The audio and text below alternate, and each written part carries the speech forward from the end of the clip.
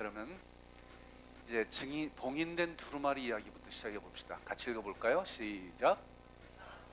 보좌에 앉으신 이의 오른손에 두루마리가 있으니 안팎으로 쏟고 7인으로 봉하였더라. 또 봄에 힘있는 천사가 큰 음성으로 외치기를 누가 그 두루마리를 펴며 그 인을 떼기에 합당하냐 하나. 어제부터 환상 우리가 봤는데 그게 이어지고 있는 겁니다. 사도 요한이 하늘로 이렇게 올라가서 천상의 예배에 참여하고 보좌 한 상을 보고 그리고 다음에 계속 이어진 얘기입니다. 근데 보좌에 앉으신 분이 오른손에 그제서야 보이는 거예요. 그 오른손에 뭐가 있냐? 두루마리가 있다는 게 보여요. 근데 이 두루마리는 특이한 것이 두루마리는 중요한 내용을 써서 이렇게 둘둘 마른 거죠. 거기다 봉인까지 했으니까 얼마나 그 내용이 중요하다는 거겠죠. 근데 그 안팎으로 다 썼대요. 응? 내용이 안에만 써진 게 아니라 밖에도 막 써져 있다는 얘기예요. 그리고 7인으로 봉해졌다는 거잖아요. 그래서 이게 어떤 이미지일까를 좀 찾아봤더니 이런 이미지가 나오더라고요.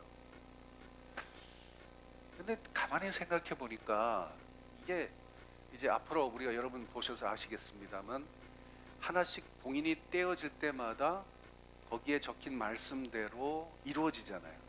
그게 7가지 하나님의 심판 아닙니까? 그렇다면 저걸 하나씩 떼는데 어떻게 글을 읽지? 한꺼번에 다 띄든가, 그죠? 그래서 그 상상이 잘 안 되는 거, 이미지하고 잘 안 맞게 되는 거예요. 그래서 이 여러 군데를 찾아봤더니 내가 이렇게 쓸데없는 짓을 많이 한다니까. 그랬더니 이런 이미지가 하나 있더라고요. 봉인을 했는데 저렇게 놨어요. 이렇게. 그러니까 하나를 띄면 이렇게 반 정도 열리게 돼 있는 이런 봉인. 어떻게 저렇게 만들어낸지 모르지만, 그래서 저 그림을 그리신 분도 저와 같은 궁금증을 가지고 계셨던 것 같아요. 그래서 아마 이렇게 하지 않았을까? 이게 하여튼 쓸데없는 짓이긴 하지만 재미는 있어요. 이렇게 하면. 여하튼 이 이미지가 그려지시죠. 두루마리가 이제 있는데 안팎으로 글이 잔뜩 써져 있고 봉인이 돼 있는 거야. 그걸 이제 하나씩 띄면서 하나님이 말세 마지막 때에 이 역사의 종말을 향해 나아가는 일들이 하나씩 이제 펼쳐지게 된다는 그런 이미지입니다. 그런데 이 두루마리 책을 받는 이야기는 에스겔서에 가보면 에스겔이 소명을 받을 때 이 두루마리 책을 받아요.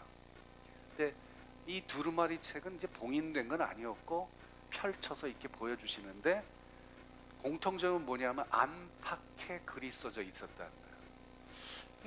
이 안팎에 글이 써져 있었다는 게 무슨 특별한 의미가 있을 것 같아요. 그죠? 이게 무슨 뜻일까? 여하튼 에스겔이 이 두루마리를 받는데 그때는 에스겔을 보고 먹으라고 그래요. 그래서 먹었더니 입에서 얼마나 단지 꿀처럼 달았다. 근데 여러분 그 속에 무슨 내용이 쓰여지는지 아세요? 거기에 애가와 애곡과 재앙의 말이 기록되었다. 하나님의 심판의 말씀이 기록되었다는 거예요. 그래서 이 요한계시록에 등장하는 이 사도 요한이 받는 어린 양이 받는 이 두루마리에게도 아마 7 봉인의 재앙에 대한 글이 기록되어 있을 것이다 봅니다. 근데 하여튼 그게 입에 달았다는 것이 아주 이 역설적인 이야기죠. 여하튼 이 안팎으로 글이 채워졌다는 게 이게 무슨 뜻인가? 이게 무슨 뜻인가 하면 여러분 이 글을 쓰다 보면 여백이 생기면 나중에 고치잖아요. 그죠? 지우기도 하고 또 거기다가 덧해가지고 또 뭐 보충해서 이야기를 다르게 또 쓸 수도 있고 그렇죠. 근데 안팎으로 빽빽하게 써 있다는 얘기는 뭐예요? 이젠 더 이상 고치거나 수정하거나 바뀌지 않는다 그런 얘기. 그러니까 하나님의 계획이 완벽하게 준비되어 있다는 얘기예요. 그래서 펼쳐서 읽기만 하면 돼. 그냥 그대로 일사천리로 쫙 가게 돼 있다. 하나님의 계획이 완벽하게 준비가 돼 있다는 얘기입니다. 이거는 다시 무슨 교정하거나 수정하거나 바뀌거나 지우거나 이렇게 안 한다는 얘기예요. 그래서 하나님의 계획은 이제 그대로 진행되기만 하면 돼. 다 준비돼 있어. 문제는 요 봉인을 뜯을 사람이 필요하잖아요. 뜯어야 되잖아요. 누군가가. 그죠? 근데 힘 있는 천사가 이야기합니다. 누가 그 두루마리를 펴며 그 인을 떼기에 합당하냐? 힘 있는 천사라고 그래가지고 이게 무슨 백 있고 무슨 능력 있고 그런 천사가 아니고 나는 그대로 문자 그대로 힘이 센. 근데 힘 센 것 가지고 이 봉인을 뜯지 못하는 거죠. 이 봉인을 뜯으려면 합당하신 분이 있어야 돼. 합당하다는 말이 뭐냐면 영어로는 who is worthy, worthy예요. 자격이 있느냐 이 말이에요. 가치가 있으신 분인가. 그 봉인을 아무나 뗄 수 있는 게 아니라 어떤 자격이 있는 분이 떼야 된다는 거죠.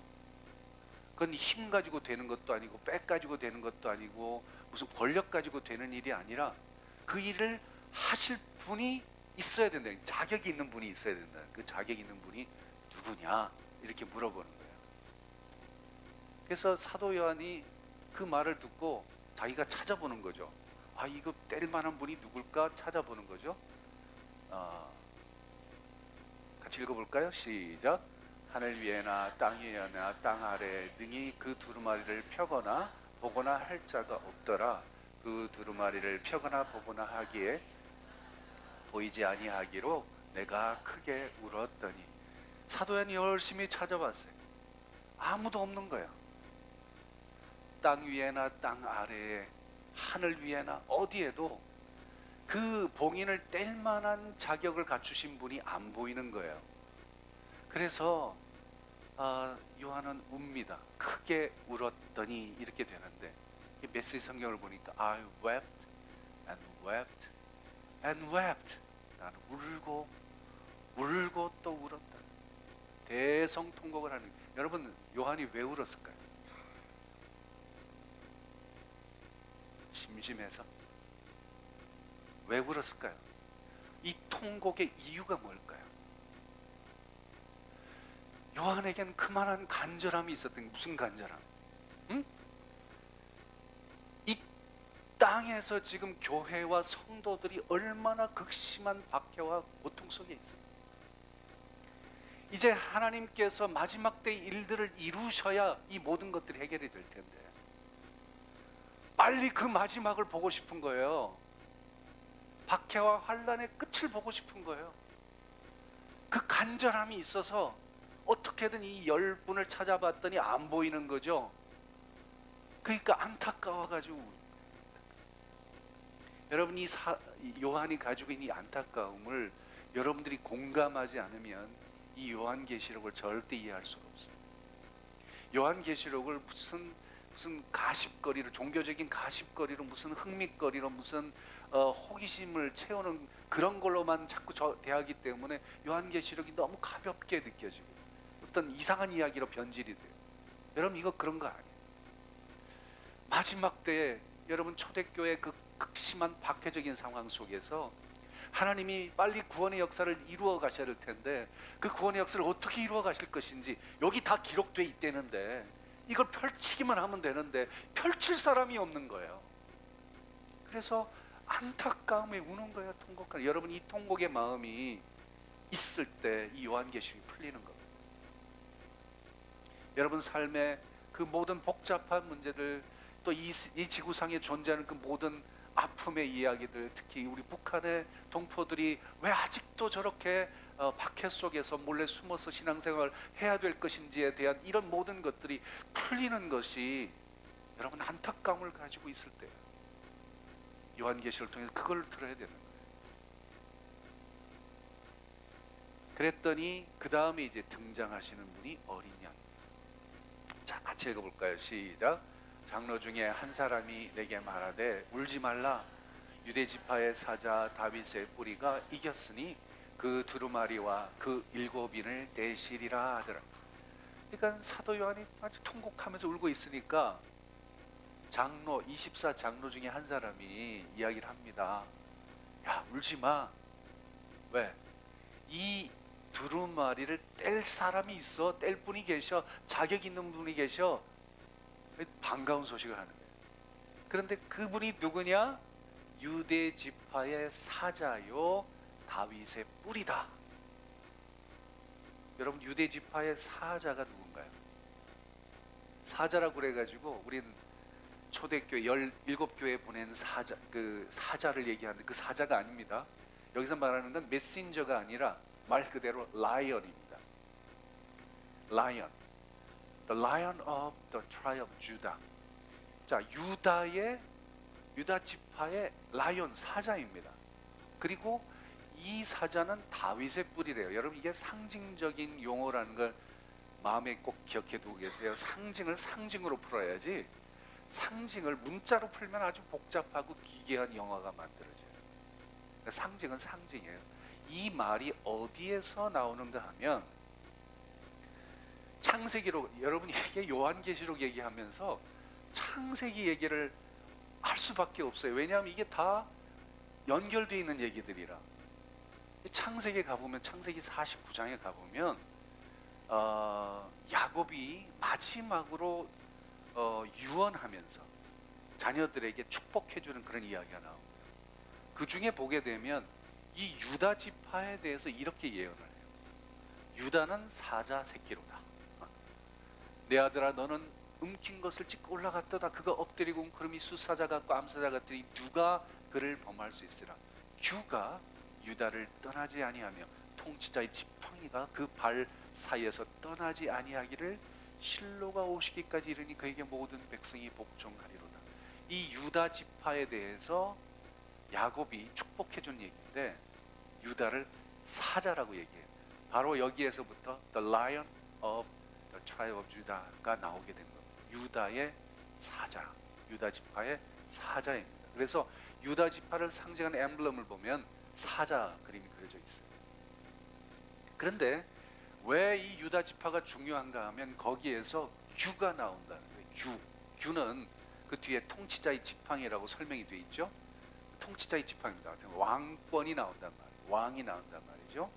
유다 지파가 사실은 처음에는 좀 별 볼 일 없었어요. 다른 사람들이 다 나서서 다른 지파 사람들이 다 일을 할 때 유다 지파는 별 볼 일 없이 있다가 그 다음에 역사의 전면에 등장하게 된 게 누구 때문에? 다윗 때문에. 다윗이 유다 지파잖아요. 그래서 다윗이 왕이 되잖아요. 다윗 왕권이 세워지기 전까지는 유다 지파가 별 볼 일 없었어요. 근데 다윗 왕권이 세워진 것이 이미 여기에 야곱의 축복의 예언이 돼 있다는 거예요.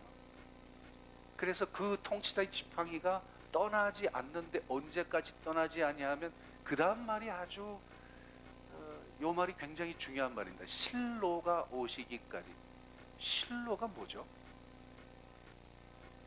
실로가 오시기까지 다윗 왕권이 있어야 된다. 가문이 있어야 된다는 얘기예요. 그러니까 실로가 누구죠? 뭐죠? 여기에 대해서 이제 성사학자들이 왈가왈부했는데 결론은 이런 겁니다. 이 실로는 바로 메시아를 가리킨다. 놀랍지 않습니까, 여러분? 이미 야곱 이야기의 창세기에 이 땅의 메시아로, 그것도 다윗 가문을 통해 가지고 유다 지파에서 다윗 가문을 통해서 메시아가 오실 것을 이미 예언을 하셨다는 거예요. 그 예언이 이루어졌다는 거죠. 그죠? 그리고 그 이야기를 누구의 입을 통해서 지금 사도 요한이 듣고 있어요? 24 장로 중에 한 분을 통해서 그 이야기를 듣고 있는 거예요. 창세기 이야기가 요한계시록까지 직통되고 있는 거예요. 왜 이 일이 가능해요? 하나님은 한 분이시기 때문에. 창세기의 하나님이 요한계시록의 하나님이에요. 그러니까 하나님께서는 이미 처음부터 이 세상을 어떻게 통치하고 어떻게 다스리고 어떻게 하나님 나라를 완성해 가실지 그 모든 계획을 가지고 그걸 이루어가고 계시는 거예요. 지금 증명을 하나 지금 보고 있는 거죠. 자, 그런데 궁금해지는 건 왜 예수님이 메시아이신 예수님이 왜 그 일에 합당하신 분이냐? 왜 합당하시냐? 그 다음 읽어봅시다. 아니, 읽어보지 말고 내가 읽었으니까. 왜 합당하시냐? 이유가 있어요. 유다 지파의 사자 다윗의 뿌리가 어떻게 했다? 이겼기 때문에 이분이 합당한 분이다. 뭘 이겨요? 요 이겼다라는 말에 헬라어 니카오라는 동사가 어디서 계속 반복되던 말이었냐 하면 7 교회 보낸 편지 속에 제일 마지막에 나오는 이기는 자, 똑같은 말이에요. 응? 그럼 이긴 거야. 이기는 자야. 그러니까 우리가 이기는 자가 돼야 되는데 그걸 제일 먼저 시작하신 분이 예수님이라는 거, 그리스도라는 거죠. 뭘 이기셨어요? 뭘 이기셨어요? 사망 권세를 이기셨죠? 예수님은 죽음을 이기셨어요. 자, 그 다음 읽어볼까요? 시작. 보좌와 네 생물과 장들 사이에 한 어린 양이 서 있는데 일찍이 죽임을 당한 것 같더라. 그에게 7별과 7뿔과 7눈이 있으니 이 눈들은 온 땅에 보내심을 받은 하나님의 7 영이더라. 어린 양이 갑자기 등장하네. 그 전까지는 못 봤어요, 사도 요한이. 근데 어린 양이 이 24장로 중에 한 분의 이야기를 듣고 난 다음에 보니까 어린 양이 보이는 거예요. 근데 이 어린 양은 일찍이 죽임을 당한 것 같더라. 죽었다가 살아나신 분이라는 얘기죠. 네?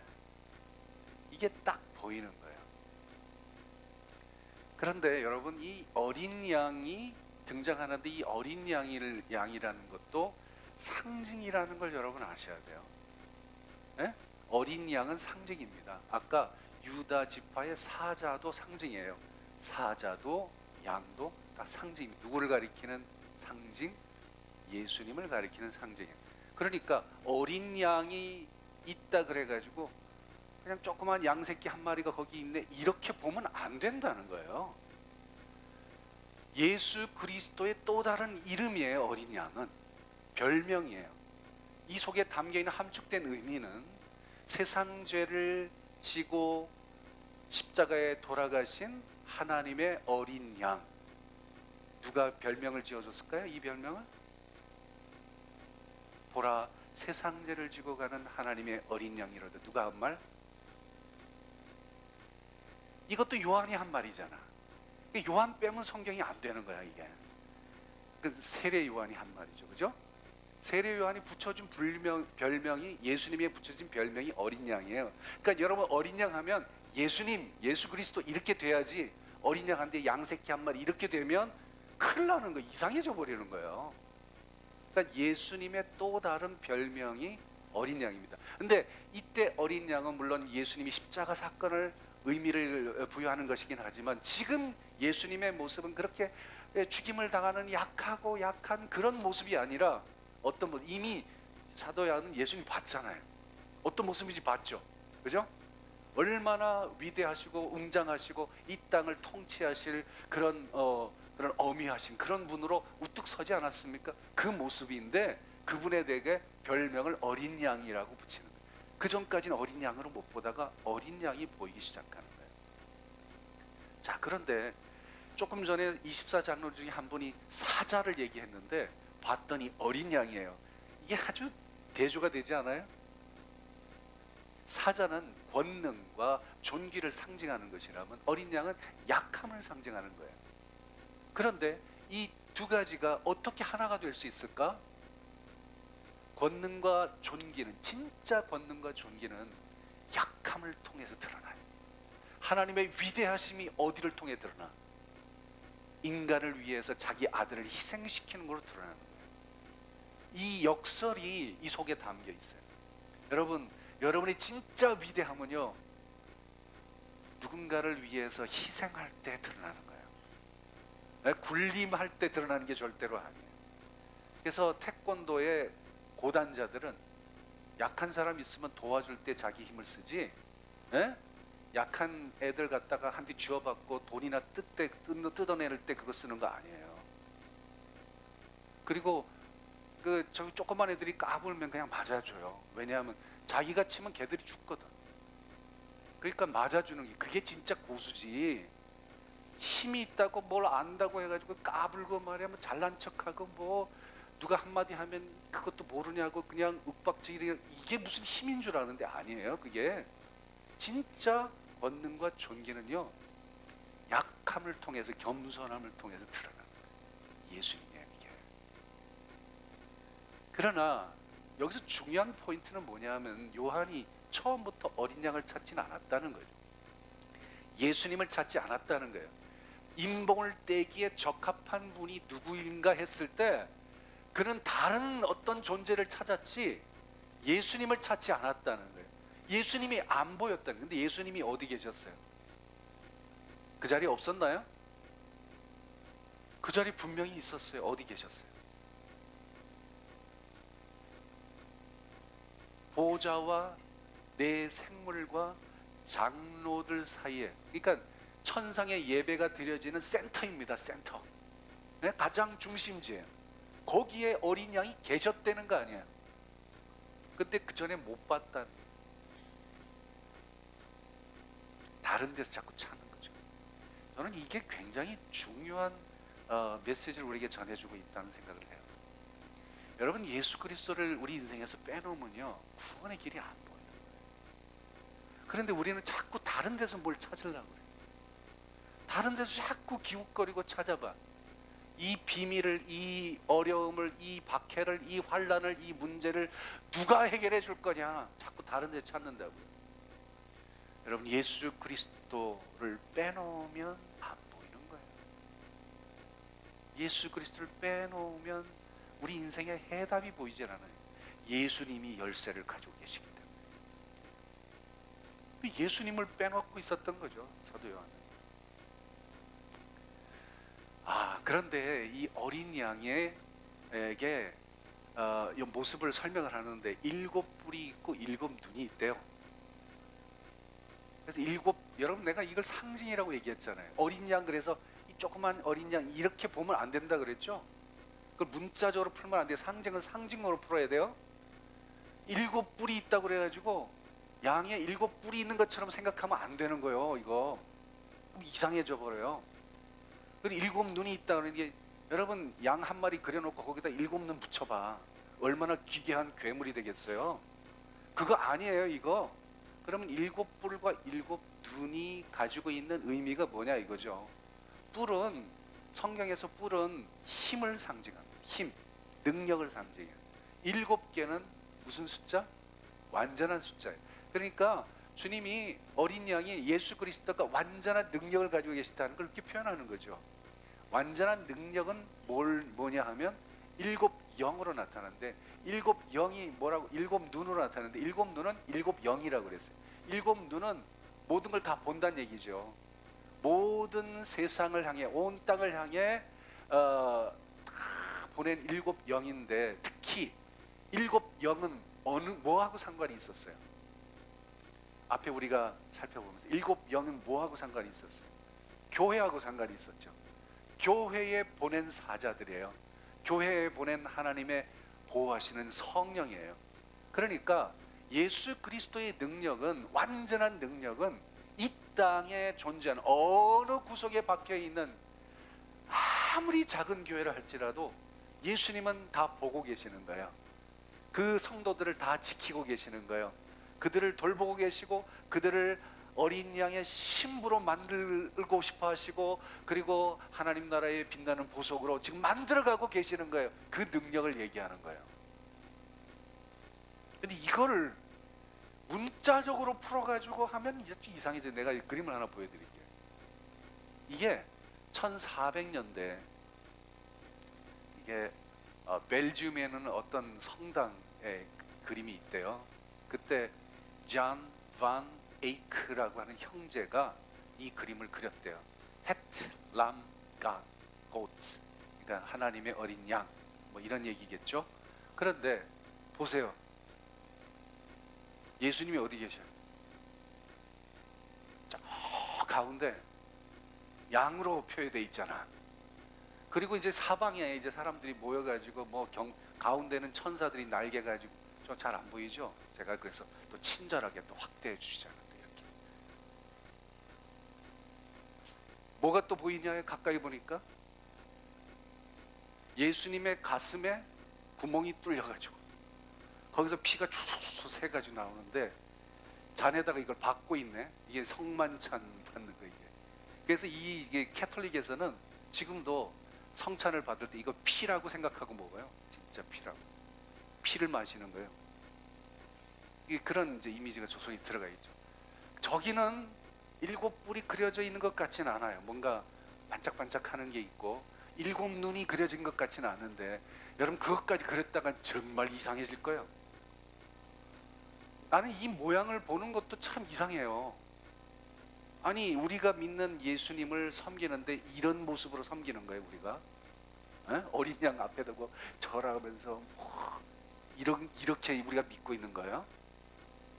참 희한한 거죠. 근데 이게 더 희한한 거 이 그림이 있어요. 세상에 이런 괴물이 어디 있어요? 얘는 꿈에 나올까 봐 걱정이 돼서 내가 살짝 넘어갈게요 그냥. 근데 보세요. 제가 늘 강조해서 말씀드리는 거지만 상징은 상징으로 풀어야 돼요. 안 그러면 이상한 괴물이 나와요. 제가 앞으로 계속 이 요한계시록을 다룰 때 무슨 14만 4천이라고 하는 숫자 그것도 상징입니다 여러분. 그 상징을 문자로 풀면 괴기한 이야기가 나와요. 상징은 상징이에요. 상징에 담겨있는 의미를 우리가 잘 풀어내면 되는데 그렇게 안 하고 자꾸 그냥 문자적으로 자꾸 들이다 풀어대니까 요한계시록을 통해서 온갖 이상한 괴물이 만들어지고 온갖 이상한 이단들이 만들어지는 거예요. 예. 아시겠어요? 그 자극을 내가 받으라고 이 그림을 보여드릴게요. 다시 한번 보여드릴게요. 밤에 꿈에 나오더라도 한번 봐야 돼요. 여러분 이렇게 만들지 마세요. 우리 예수 그리스도를 이렇게 괴기한 괴물로 만들어 버리지 마세요. 우리가 믿는 예수님은 이런 분 아니에요. 예수님이 가지고 있는 능력은 어떤 능력인가 하면 교회와 성도를 돌보시는 능력에 그걸 7뿔과 7눈으로 묘사하고 있는 것이죠. 우리 주님께서 모든 교회를 살피고 계시고 모든 성도들을 돌보시고 계시는 능력이 있으시다. 이게 이렇게 표시되고 있는 거예요. 묘사되고 있는 거예요. 얼마나 놀라운 은혜로운 말씀이. 그런데 저렇게 만들어버리면 등골이 오싹해질 수밖에 없죠. 그러니까 이상해지는 거죠. 그러니까 여러분 요한계시록을 잘 여러분 풀으셔야 돼요. 저하고 같이 풀 수 있다는 게 여러분에겐 럭키한 것인 줄 아셔야 됩니다.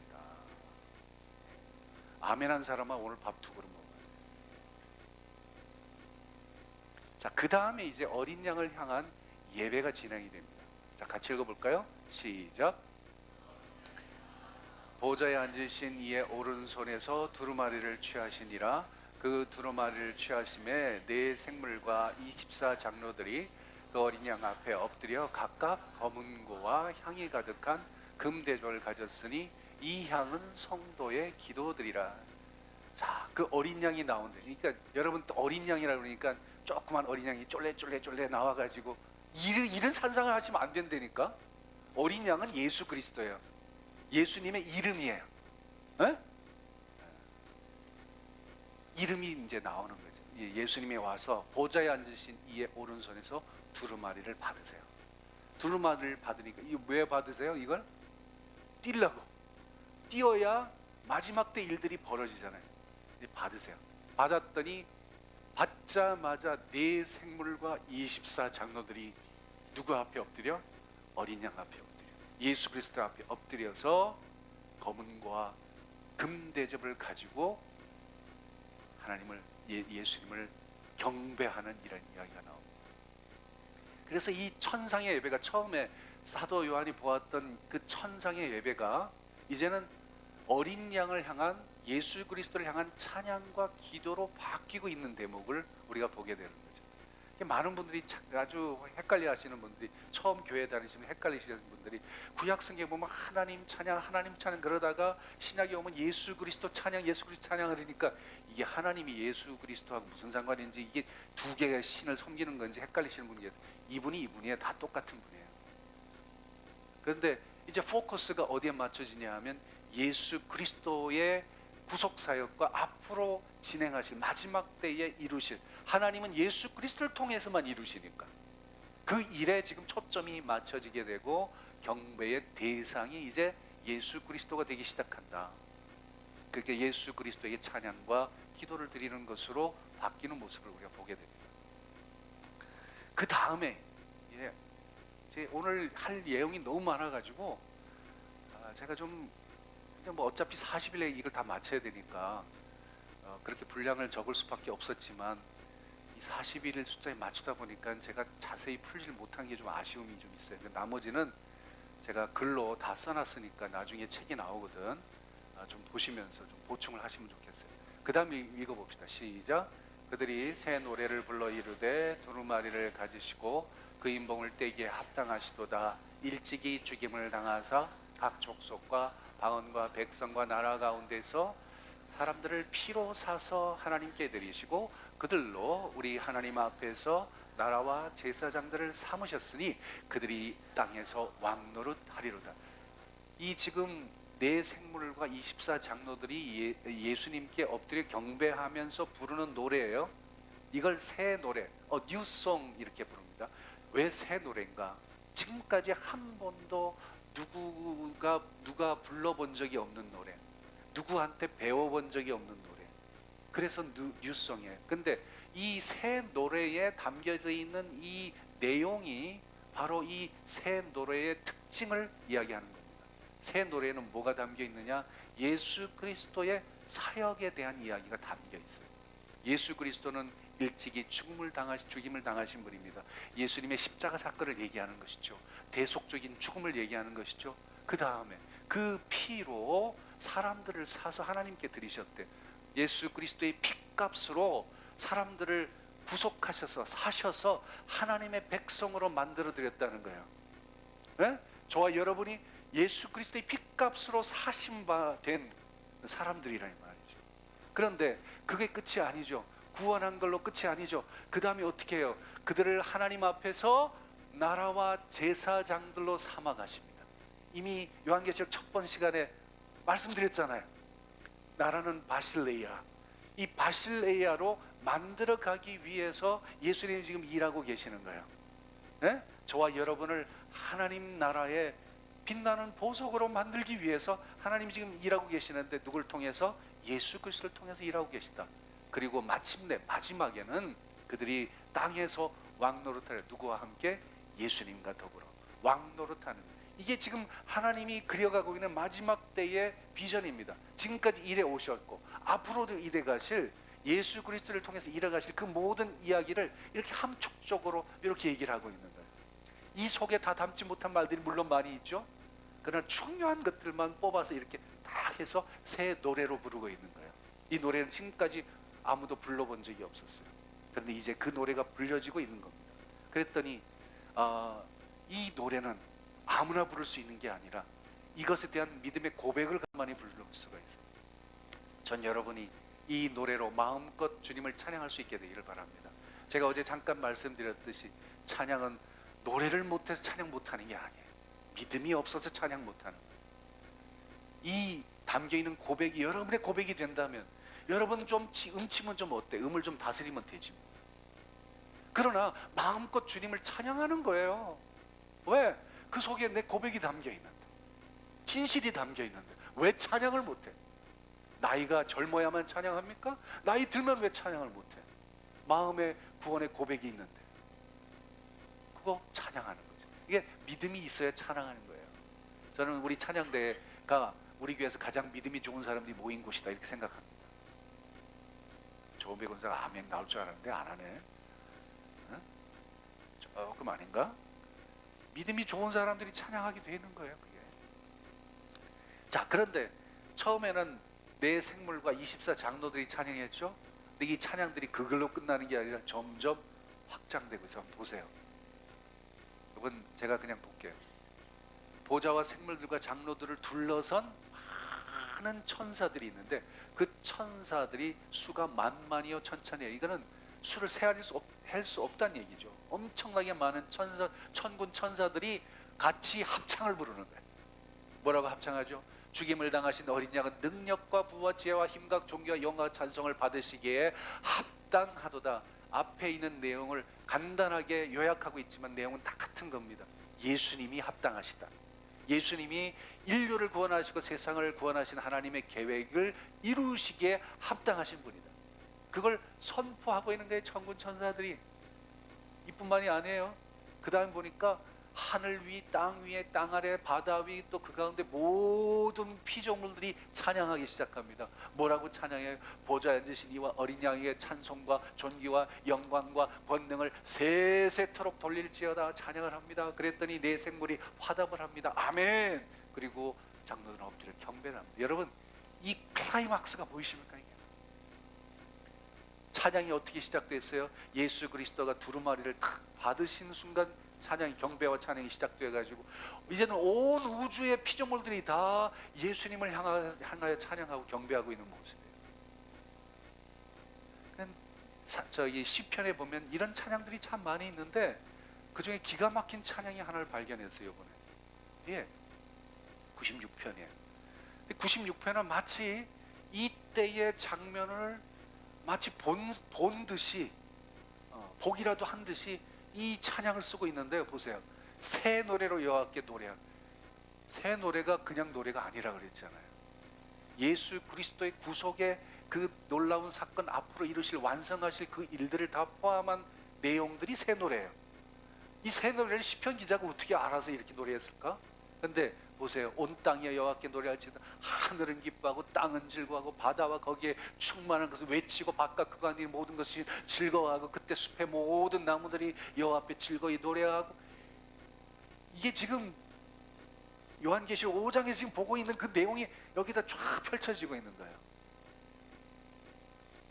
자, 그래서 기가 막혀요. 저는 이게 성경을 보면 볼수록 이게 요한계시록의 하나님이 창세기에도 등장하시고 시편 기자들도 이미 그걸 보고 느끼고 깨닫고 영적으로 그걸 노래로 풀어내고 말이죠. 이게 얼마나 기가 막힌지 몰라요. 여러분들 하나도 기가 막히지 않은 것 같지만 나는 아주 기가 막혀 죽겠어요 지금. 그런데 중요한 포인트가 하나 있어요. 온 우주의 피조물이 지금 찬양을 하고 있는데 그 모든 피조물 가운데 딱 하나가 지금 빠져 있네. 눈에 띄셨나요? 누가 빠져 있나요? 인간이 빠져 있어요. 사람이 찬양을 해야 되는데 천상의 존재들도 다 찬양을 합니다. 하나님이 만들어 놓은 모든 피조물, 심지어 나무들도 찬양을 해요. 새들도 찬양을 해요. 다 찬양을 하는데 거기에 사람이 빠져 있어요. 바로 그것 때문에 지금 사도 요한이 그 자리에 있는 거예요. 어떻게 하라고? 그 찬양에 초대하라고. 사람들 이걸 적어서 전해서 너희들도 구원에 니들이 정말 구원을 받아야 될 존재들이고 하나님을 찬양할 존재들인데 그걸 전하라고 지금 그 자리에 사도 요한이 와서 지금 보고 있는 거예요. 아직 그래서 여러분 이제 말씀을 좀 정리해야 될 텐데 이제 7 봉인을 어린 양이 이제 받으셨죠? 이제 내일부터 우리가 7 봉인을 하나씩 개봉하는 이야기를 이제 살펴보게 될 겁니다. 개봉박두 두구두구두구 어떤 일이 벌어질 것인가? 여러분 심판과 파멸이 벌어져요. 무서운 이야기가 거기 기록되어 있습니다. 그런데 제가 왜 이 앞에 이야기에 주목을 잘 하라고 말씀드리냐 하면 심판과 파멸부터 보면 첫째 인을 열었더니 무슨 말이 등장하고 뭐 어떤 일이 벌어지고 뭐 나중에는 막 온 땅이 막 흔들리고 큰 지진이 나는데 큰 바람이 불어가지고 얼마나 바람이 큰지 하늘의 별들이 말이죠 무화과 나무 덜 익은 것처럼 그냥 떨어지는 것처럼 우수수수 다 떨어지고 태양도 빛이 까맣게 돼버리고 이런 것들이 여러분 보게 될 텐데 그런 것들 속에서 여러분 놓치지 말아야 될 것이 있어요. 그거 두려워하지 마세요. 그건 하나님께서 마지막 종말, 말하자면 끝을 내시기 위해서 하는 과정이지, 그 끝은 뭐예요? 진짜 우리의 끝은 뭐예요? 우리의 끝, 예수 그리스도를 믿는 우리의 끝은 뭐예요? 믿음의 공동체의 끝은 뭐예요? 심판이 아니라 구원이다.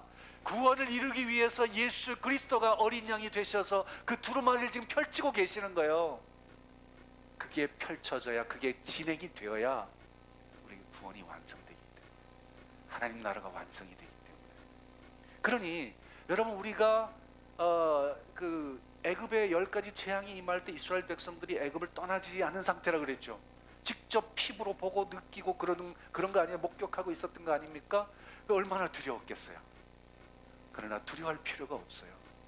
하나님의 백성, 하나님의 소속, 어린 양 소속이면 어린 양이 지켜주시니까.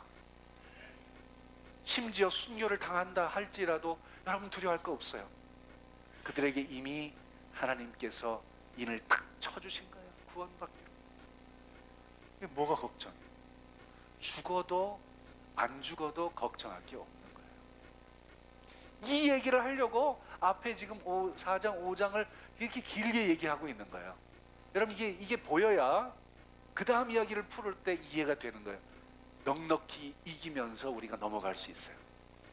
그래서 이 시선을 놓치지 않게 하려고 제가 어제 말씀드렸듯이 요한계시록의 구조가 이렇게 중간중간에 이렇게 일들이 끼어져 있는 거죠. 그거 놓치지 마라.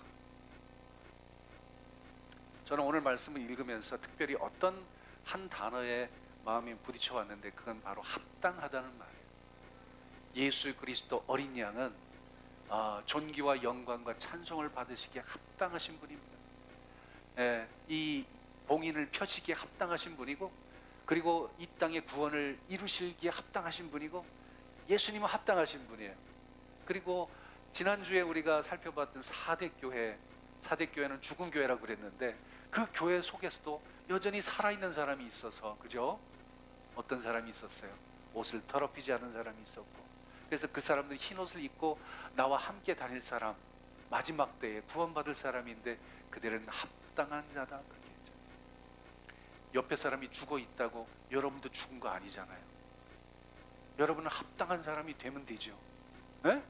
다른 사람 못한다고, 다른 사람 다 잘하는, 정말 신앙이 뜨겁고 정말 완벽한 사람들만 있는 교회를 여러분 찾아다니지 마세요.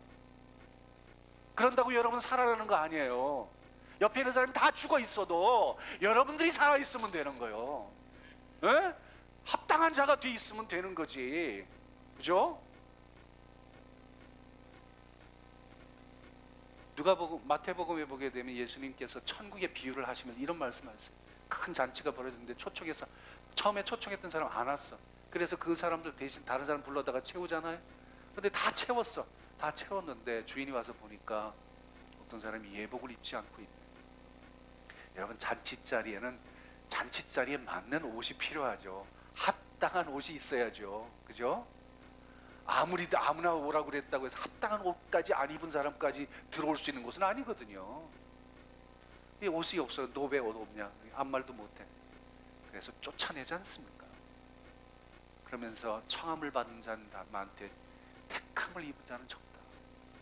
여러분, 그래서 제가 이 말씀에 도전을 받는 게, 예수 그리스도 합당하신 분이에요. 사대교회 성도들 중에 합당한 사람들이 있었어요. 그러면 우리는 과연 합당한가? 우린 과연 합당한 사람인가? 우리는 정말 하나님 나라의 주인공이 될 만한 사람인가?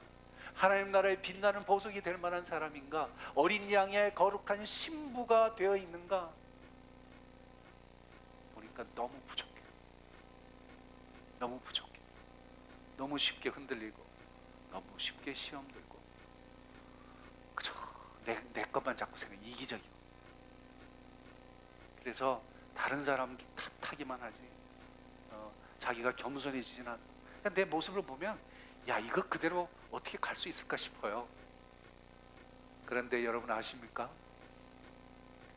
우리 주님이 능력이 많으신 완전한 분이시라는 얘기는 뭐냐 하면, 우리를 합당한 자로 빚어 가신다는 거예요. 그래서 우리가 여기 와 있는 거 아닙니까? 에? 그래서 우리가 신앙생활 하는 거 아니에요? 합당하기 때문에 여기 와 있는 사람 한번 보세요. 자격이 있어 와 있는 사람이 보세요. 한 사람도 없어요. 저도 하면서. 그런데 우리가 여기 와 있는 이유는 주님께서 우리를 그렇게 빚어 가실 것이기 때문에, 그것 때문에 여기 와 있는 거죠.